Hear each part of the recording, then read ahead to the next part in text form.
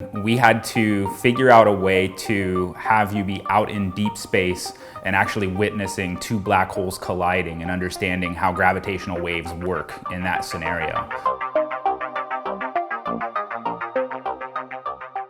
In VR, we're all new, we're all nuts, we're all learning.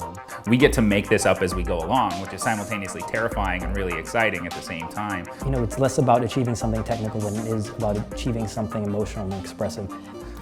When we are pitched something, it is very traditional. There are just camera moves that don't really pertain to VR, but they actually have analogs. A pan, the analog in VR is basically a dynamic blocking, where you have someone that or something that draws the audience to pan their own head to follow that action.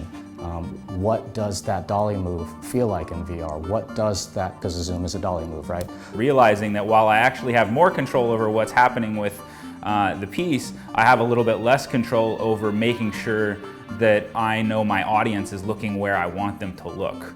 You know, how do we get this entire environment to play well? Where do I put the camera is always kind of the first big question. Where do I put the camera? Can it move? Why should it move? And then how the hell do we move it?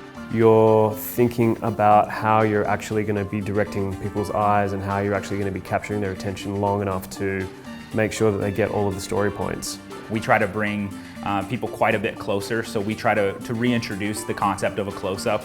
Because with every single shoot that I've been on, we've always done something that someone's recommended against.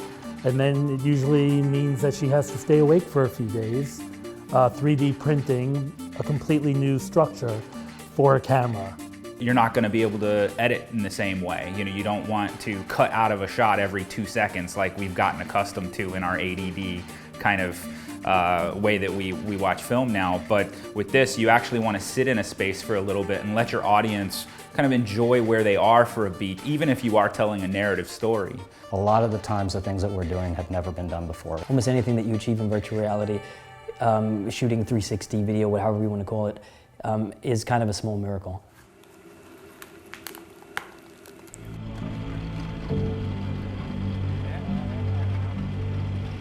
When I looked out of the window of the International Space Station, I saw our planet. And in some way, being physically detached from the only world I ever had known made me feel deeply interconnected with everyone on it. I think a lot of our perceived differences blur into insignificance.